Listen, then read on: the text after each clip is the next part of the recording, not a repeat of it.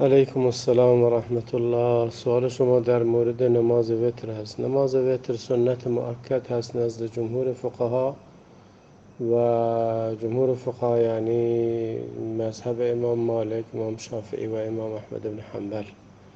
نزد این سه مذهب و مذاهب فقهی دیگری که غیر مشهور هستند، مشهور نیستند، نماز وتر سنت هست، سنت مؤکد هست، به دلیل حدیث اعرابی که اومد گفت که یا رسول الله چه چیزی بر من فرض است در میان نمازها؟ پیامبر علیه السلام نماز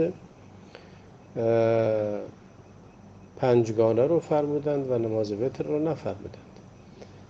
و اما در نزد امام ابو حنیفه در مذهب احناف واجب هست، اون رو واجب میدونن و دلایلی هم که بیان شده است برای این همون احادیث معروف و مشهوری است که پیامبر علیه السلام نماز وتر رو 3 رکعت میخوندن و در آخر سلام میدادن و این حدیث ام المؤمنین عایشه است.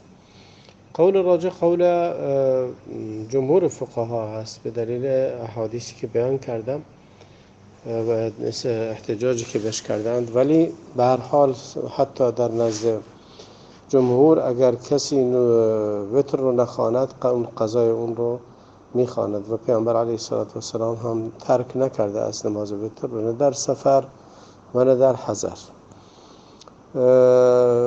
لذا در نزد احناف هم که میگویند واجب هست، وقتی گفته شد واجب هست جایز نیست که نشسته خوانده شود چون واجب است، و وقتی گفته می شود واجب هست باز هم قضای اون واجب هست، اگر شب نخوند روز باید اون رو قضا کنه.